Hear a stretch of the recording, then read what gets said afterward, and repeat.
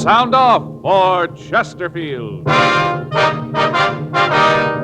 Chesterfield, the only cigarette in America to give you premium quality in both regular and king size, brings you Dragnet.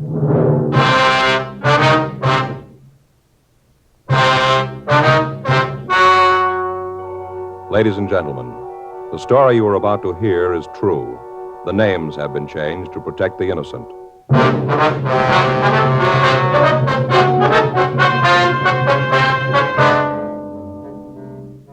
You're a detective sergeant. You're assigned a burglary detail. A string of store burglaries takes place in your city. The thieves work at night.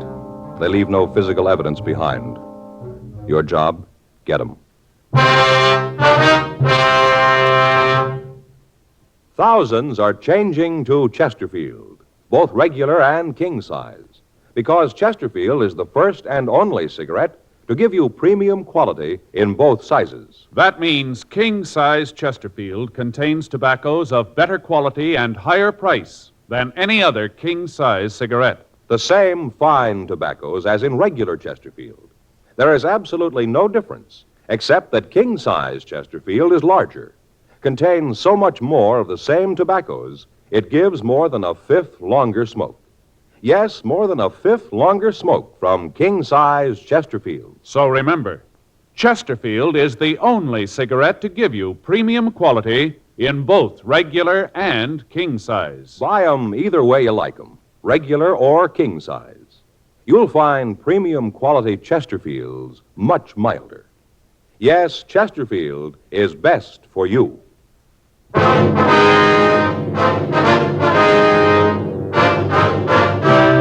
Dragnet, the documented drama of an actual crime. For the next 30 minutes, in cooperation with the Los Angeles Police Department, you will travel step by step on the side of the law through an actual case transcribed from official police files. From beginning to end, from crime to punishment, Dragnet is the story of your police force in action. It was Wednesday, January 23rd. It was cold in Los Angeles. We were working the day watch out of burglary detail. My partner's Frank Smith. The boss is Captain Wisdom. My name's Friday. We were on our way out from the office, and it was 10:36 a.m. when we got to the corner of Constance and Westlake. Nichols Dry Goods Store. Yes? Something I can do for you, gentlemen? Yes, ma'am. We're police officers. Oh, yes, about the robbery. Yes, ma'am. Were you Gladys Nichols? Yes, I am. I'm the owner. I found out that the safe had been robbed. I think you mean your safe was burgled, Mrs. Nichols. What? Well, your safe, it's a technical term. We refer to it as having been burgled, not robbed. Burgled. Robbed. They took the money out of it. Well, you see, ma'am, a lot of people make that same mistake.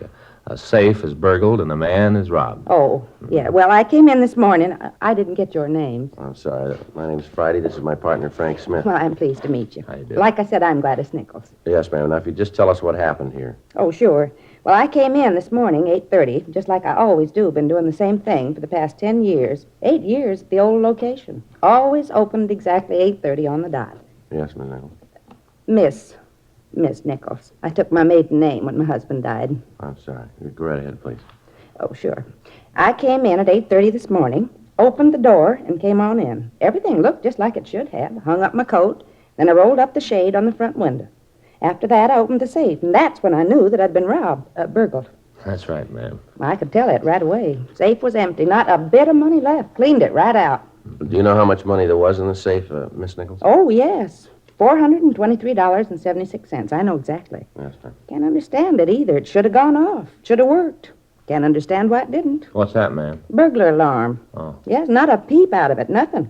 The man that sold it to me said that if anybody so much as looked at something and thought about stealing it, the alarm would go off. But like I said, not a peep. Oh, I wonder if you'd excuse me for a minute. There's Mrs. Johnson, old customer. Yes, ma'am. It won't take a minute. You bet. Good morning, Vera. Morning, Gladys. I want a pattern and some material. All right. What pattern do you want? Oh, I was over to the Pomquits the other night. Barbara made some of the cutest pillows I ever saw. Looked like pieces of fruit. You know, watermelon strawberries. Oh, yeah, I know the ones you mean.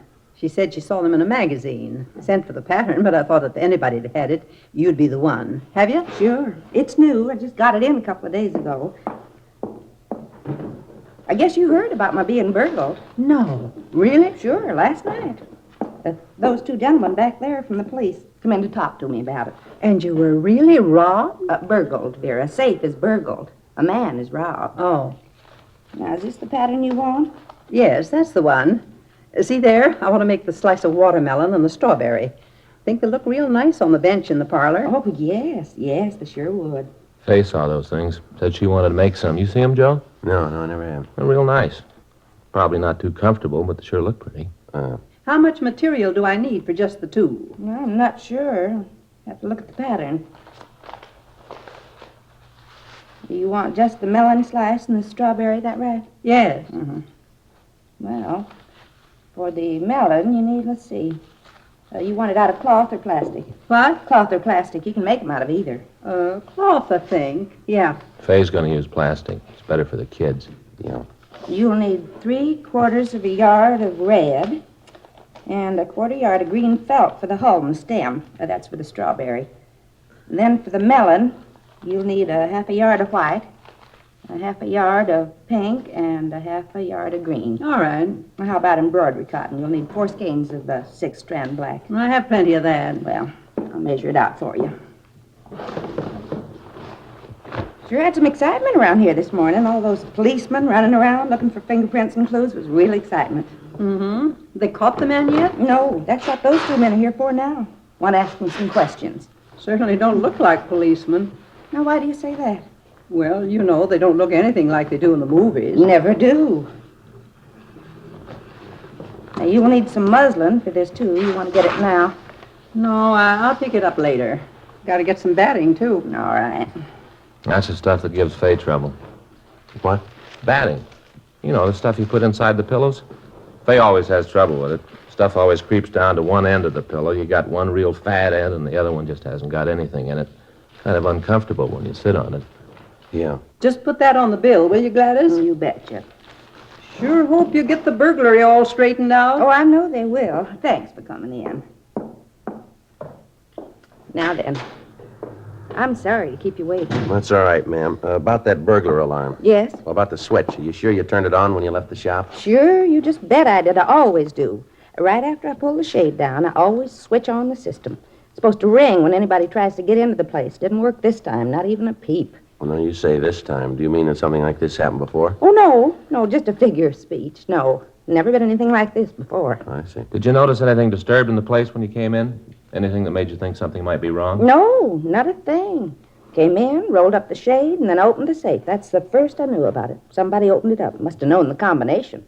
Just opened it up and took the money. Well, does anyone else have a key to your front door here? Anyone besides yourself, I mean? Well, there's Alan. Alan? Yes, Alan Hoffman. He comes in and straightens up for me. He's a decorator. Or at least he's trying to be one. He likes to come in and putter with the material. He works in some sort of store during the day, and then he comes in here in the evenings and works with the material. You know, tries out different things. Yes, ma'am. Does he have the combination to your safe? Oh, no. I'm the only one who has that. Do you know if he was in here last night? No, I don't. But I know that Alan wouldn't do a thing like this. I'm sure of that. How is it you let this Alan have a key to the place, ma'am? Let him have the run of the place when you're not here? Oh, well, I've known Alan for a long time. I knew his mother. We've always been good friends. Once in a while, he gets a commission to a house, and he always gets the material he needs from me. Well, he's awfully nice. You'd like him. Yes, ma'am. You know where we can get in touch with this Mr. Hoffman? Sure, I can give you his address. Lives over on 9th. Got a real cute place. All modern and all. He does those mobiles. You know those things made out of wire and plastic? Hangs from the ceiling? Just hang there and go round and around. It's a new art form. Yes, ma'am. I don't understand them myself, but I guess there are a lot of people who do. Yeah. Are you insured against theft, ma'am? I beg your pardon? Do you have any insurance against theft? Sure, I have insurance. By golly, that's the first time I thought about it. I always thought that it was kind of a waste of money. Sure glad I have it now. This whole thing won't cost me a cent. Well, now, outside of this Hoffman, do you hire anyone else in the store here? No, well, I don't pay Alan anything. He just comes in and putters. But there's no need for anyone else in the store. I have a man come in once in a while to wash the front windows, but no one steady. Has there been anyone around regularly? Anyone who'd be in a position to learn the combination to the safe, ma'am? Find out where the switch to the burglar alarm is? No. No, not that I can think of. Of course, most of my customers are pretty regular, come in all the time, but I'm pretty sure that none of them would do a thing like this. Wonder if you could give us a list of the people who come in regularly, Miss Nichols. Sure, I can. But I don't want you to go around bothering them, asking a lot of questions, causing embarrassment. I just won't have it. Money just isn't that important. It doesn't make that much difference, especially since I'm insured. Well, we won't embarrass anyone. It's just that we'd like to have the list if we could. Oh, well, all right. What time did you close the store last night, Miss Nichols? 6:10, same as always. Did you lock the store yourself? Yes, sir, I did. Did you notice anyone loitering around outside? Anyone who might have looked a little unusual, like they were waiting for you to leave? No, I don't think so. If there was anyone, I didn't notice them. Did you leave any sort of a light burning in the place? I beg your pardon? Well, a night light. Do you leave one burning when you close up? Sure. That lamp on the counter, old coffee grinder. I leave that on. Has a 150-watt bulb. Throws a lot of light.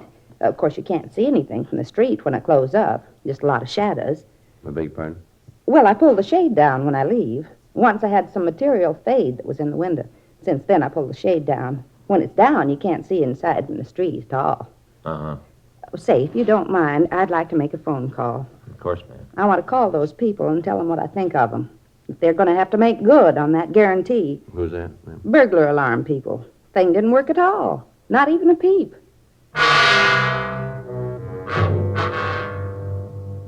11:18 a.m. Frank and I checked by the crime lab to see if they'd been able to come up with any physical evidence from the scene of the burglary. As in the previous cases, there was nothing to work on. For the past month, the series of burglaries had been taking place in the same one-block area. The M.O. in every instance was the same. Somehow, the doors to the shops were being unlocked, the safes rifled, and then closed up again. In those stores where there wasn't a safe, merchandise was stolen. In all of the burglaries, whoever was responsible for them got away without leaving a trace of physical evidence behind. Store employees were interrogated, owners were questioned. None of them could give us any leads. The M.O. had been run through the stats office, but they couldn't help us. Stakeouts had been placed on the stores. Extra men were sent out from Metro Division to patrol the streets. The men saw nothing, but the burglaries continued. The thief or thieves seemed to know just what stores were under surveillance and seemed to keep clear of them. Wednesday, 12:14 p.m. We ran the name Alan Hoffman through R&I, but we got no make. Frank and I drove out to his home address on 9th Street. He met us at the door and asked us in. I'm doing some work back here. Mind if I go on with it? No, sir, you go right ahead. Right back here, sun porch. I got a commission to do a place. I'm working on some mobiles for it. Oh, is that right? Yeah, I think I'll call it Doves at Sunrise. Sit down. Any place. Yeah, thanks. Just a couple questions we'd like to ask you, Hoffman. Sure, what about? Were you in Miss Nichols' shop last night? Oh, no, why? Can you tell us where you were last night? Yeah, I think so. I went to an exhibition of Mobile, a place down on Pico. A friend of mine had a one-man show. Great ideas. Bad color, but great ideas. You prove you were there? Oh, sure, if I have to. What's this all about, anyway? I understand you have a key to the shop, is that right? Yeah, Gladys gave it to me. I go down there and check the material, get ideas for decorating. Where do you work, Mr. Hoffman? Right now in a store out on Beverly, antique shop. I want to go in business for myself, interior decoration. I've been working for it a long time. A couple of more good commissions, I'll be able to do it. Mm-hmm. Do you work at night down there very often? You mean at Gladys's? Yeah, that's right. Maybe a couple of times a week. What time do you usually get there? It depends on what I'm doing before. Usually I have dinner, then go by. Well, what's this all about, anyway? Something wrong? You probably know that there have been several burglaries down in that area lately. Yeah, I heard about them. You figure I had something to do with them? Is that it? But we're trying to find out who's responsible for them. No, it isn't me. You ever notice anyone around the place when you were there at night? No, not that I remember. Hand me that piece of balsa, will you? Miss Wood here? Yeah. Yeah. Mm-hmm. Here you are. Thanks. No, I've never noticed anyone around there. What time do you finish up at the shop there? Sometimes late as 2, maybe 3 in the morning. Uh-huh. Miss Nichols tell you where the burglar alarm switch is? Sure, I know. Couldn't move around the place without knowing about it. Have half the police force there if that thing ever went off. You got any idea as to how that safe could be opened by someone other than Miss Nichols? No, she's so touchy about that safe. She'd never let anyone get near her when she's opening. Even after she finishes the combination, she twirls the dial so you can't tell what number she stopped on. You've looked, have you? No, I don't like what you're trying to say. Well, we're not trying to say anything, Hoffman. Well, you imply that I might try to knock over that safe. No, we didn't say that. You said the same thing, asking me if I'd try to see the combination. Well, now, just take it easy, Hoffman. If you haven't done anything, you got nothing to be afraid of. I've got nothing to be afraid of. I just don't like your remarks, that's all. You ever been arrested? Hmm? I say, you ever been arrested? Oh, no. A couple of tickets for running red lights, that's all. Can you give us the address of the place where you were last night? Yeah, I suppose so. You guys really think I had something to do with this, huh? We got to check everybody out, Hoffman. You came up on the list. Well, that's all it is, huh? That's all it is. Well, I'll give you the address. You can check there. They'll tell you I was there till about 3:30 this morning, and then I went out to get something to eat. I came home about 5 this morning. Went right to bed. Anybody see you come in? No, I don't think so. You guys figure it might be an inside job, these burglaries? Looks like it might be, yeah. Well, that's the way I've got it figured. From what Gladys tells me, it's almost got to be. That right? Sure. Well, hand me that piece of red plastic, will you? The what? A piece of red plastic. This here? Yeah, that one. Oh, Oh, yeah. thanks. Oh, sure, it's got to be somebody who knows all about the stores. You know, when to hit the safes, when not to. Where they walk into the places, no marks on the doors, nothing broken. You seem to know quite a bit about the burglaries. Well, you know, I heard about him, talked to Gladys. Looks like an inside job to me. Say, officer, Yeah. would you hand me one of those swivels there in the box? Here? Yeah. Mm-hmm. Oh, thanks. Yeah. Now, clip it on here and hang this thing. You just hang it up like that? Yeah. Uh-huh. Yeah, finished. Balance is good. Good movement. Huh. Doves at sunrise. Is that all it does? Just hang there? Yeah. Now, what do you think of it? Of course, it isn't as good as war recumbent, but gets the feeling across, don't you think? Yeah. Sure does. Doves at sunrise, huh? Yeah. Doves at sunrise. How about that? Oh, excuse me. Yeah, sure. Joe, Mrs. Hoffman. Yeah. you get it? Who? What? Doves at sunrise. Sergeant Friday. Yeah. It's your office. Oh, thanks, Hoffman. Hello. Oh, yeah, Captain. Mm-hmm. No, we're here now. Yeah. Yeah, well, he seems to. Yeah, who? All right, we'll be right in. All right, we got a call to make. What? Over on Pico? Yeah. Mm-hmm. All right, after that. Yeah, right. Mm-hmm. Wisdom? Yeah, he wants to see us. Yeah. We'll probably want to talk to you later, Mr. Hoffman. We can reach you at this number, is that right? Yeah, either here or at the shop. If I'm not at either, Gladys knows where I am. All right, I wonder if you could give us the address and the phone number of the place where you were last night. Sure. Yeah. I've got a piece of paper here someplace. You never can find anything when you want it. Yeah. Oh, here we go. You gotta go out there, huh? You can't take my word for it. That isn't the point, Mr. Hoffman. We can't take anybody's word for it. If we don't know it, we got to check it out, see? Suppose so. Oh, here you are. Ask for Rudy. He's the one who had the exhibition. He'll tell you. Rudy, is that it? Yes, that's right. I was with him all evening. He'll tell you. Okay, thanks, Hoffman. Oh, say, Yeah. I wonder if you could leave me your card and phone number. Yeah, sure. Here you are. Thank you. I'd like to give you a call. Sir? I'm holding my own show of mobiles. I'd like to have you two guys there. Yeah. Thank you very much. You bet. I'll be calling you. Yeah. Thanks a lot. What'd the captain want, Well, Joe? he's raising the roof. Says he just got a call from the corner pocket there leaning all over him. Yeah? Says he's tired of answering questions. Says we better come up with some of the answers for him.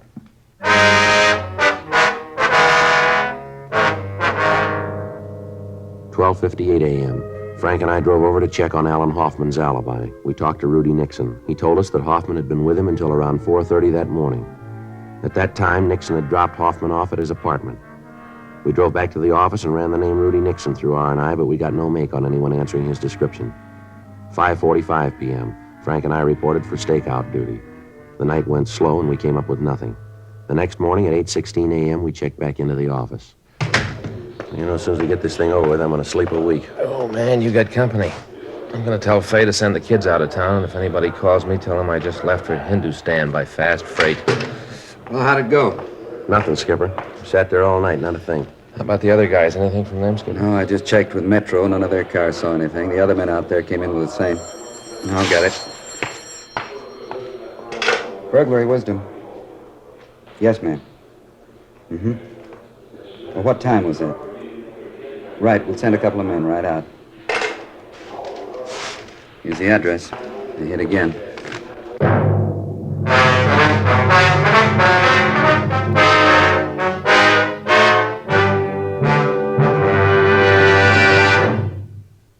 You are listening to Dragnet, the authentic story of your police force in action. Chesterfield is best for you. But let us give you the facts, and then you be your own judge. Chesterfield is the first cigarette to present this scientific evidence on the effects of smoking. A medical specialist is making regular bi-monthly examinations of a group of people from various walks of life. 45% of this group have smoked Chesterfield for an average of 10 years. After 8 months, the medical specialist reports that he observed no adverse effects on the nose, throat, and sinuses of the group from smoking Chesterfield. I'd say that means real mildness. And Chesterfield is the first and only premium quality cigarette available in both regular and king size. So buy 'em either way you like 'em, regular or king size. You'll find premium quality Chesterfields much milder. Yes, Chesterfield is best for you.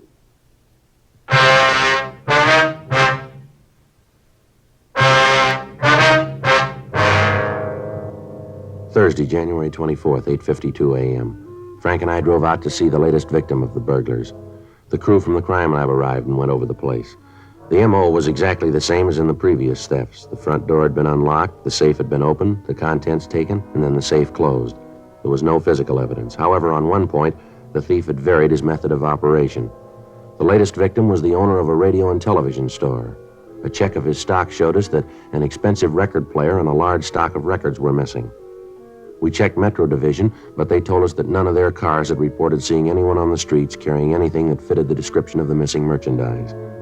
The serial number of the set was given to us, and a local and an APB was gotten out on it. We talked to Lieutenant Stevens at Metro, and he agreed to double the number of cars cruising in the area that night. 3 more teams of men from burglary were assigned to the stakeout detail. 6:02 p.m. Frank and I checked in for duty. Nothing happened. 2 days passed. Still no new leads. All employees of the stores that were victimized were checked and rechecked. Nothing. Saturday, January 26th. Frank and I were assigned to a toy shop in the middle of the block. We waited. 8 p.m., 9, 10:30 p.m. Nothing. Oh, boy, I'm stiff. Yeah. Joe? Mm-hmm. What time you got? 10:46. I sure wish I could have a smoke. Yeah. I wonder if he's going to show. What do you think? I don't know. Been a long time. 11 o'clock. We waited. From time to time, we could see the lights of the undercover car go by the front entrance. Midnight. 12:30. Still nothing.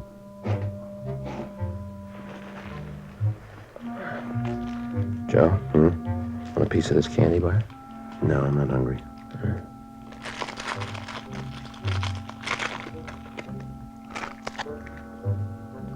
Sure you don't want some? No. I don't know. We've been in every store in this block. Past months, I don't think the guy's going to show. No. It's kind of stale. Wait a minute. What's that? Somebody moving something. Yeah, sounds like the ventilator, doesn't it? Hey. Wait a minute, hold it. Yeah, look, see the ventilator on the far wall? Where? Is it moving? Yeah, somebody's coming out of there, see?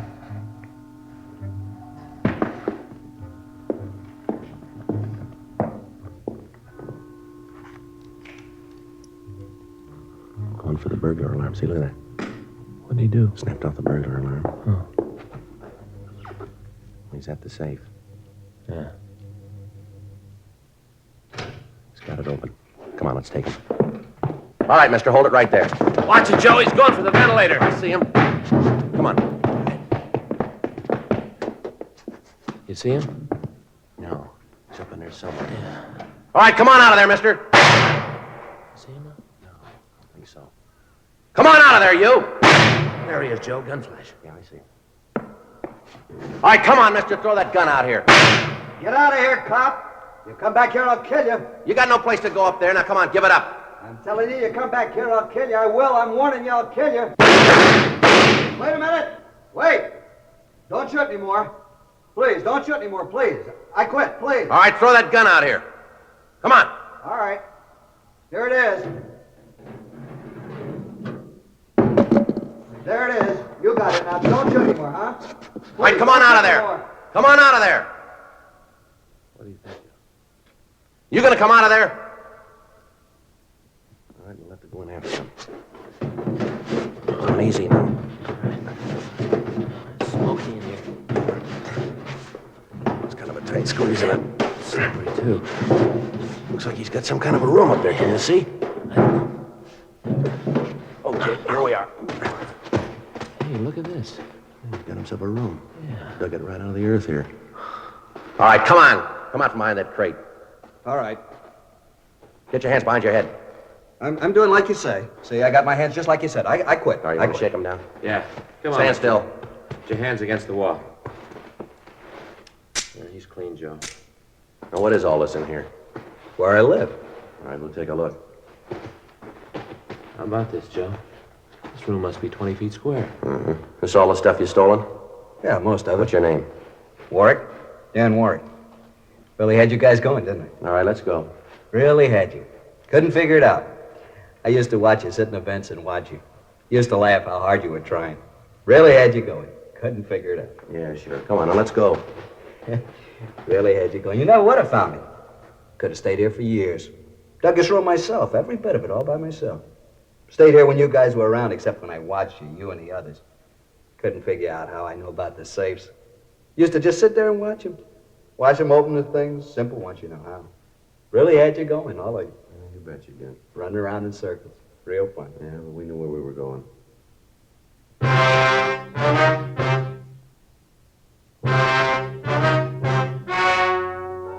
The story you have just heard was true. The names were changed to protect the innocent. On May 17th, trial was held in Department 89, Superior Court of the State of California, in and for the County of Los Angeles. In a moment, the results of that trial. Now, here is our star, Jack Webb. Thank you, George Fenneman. Friends, it's getting a little closer to Christmas, and there's a man right near you, your neighborhood cigarette dealer, who has a lot of fine gift ideas. Of course, he's featuring the gift of the year, the Chesterfield Christmas carton. It's the ideal gift because Chesterfield is the only premium quality cigarette available to you in both regular and king size. Chesterfield is the one I smoke, and it's the one I'm giving for Christmas. Regular or king size. Premium quality Chesterfields are much milder.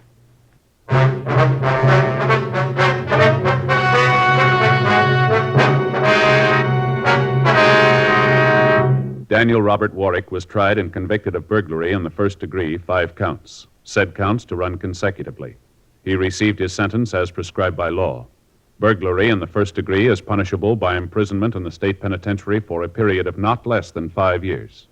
Ladies and gentlemen, in the next 7 years of bigger and bigger enrollments, America's grade schools will need nearly 250,000 extra teachers, besides those to fill normal vacancies. Education holds America's future, perhaps your future.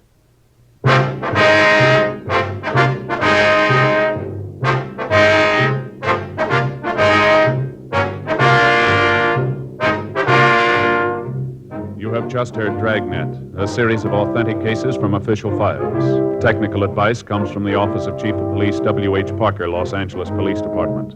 Technical advisors, Captain Jack Donahoe, Sergeant Marty Wynn, Sergeant Vance Brasher. Heard tonight were Ben Alexander, Gwen Delano, Paul Richards. Script by John Robinson. Music by Walter Schumann. Hal Gibney speaking. Sound off for Chesterfield. Either way you like 'em, regular or king size, you'll find premium quality Chesterfields much milder. Chesterfield has brought you Dragnet, transcribed from Los Angeles.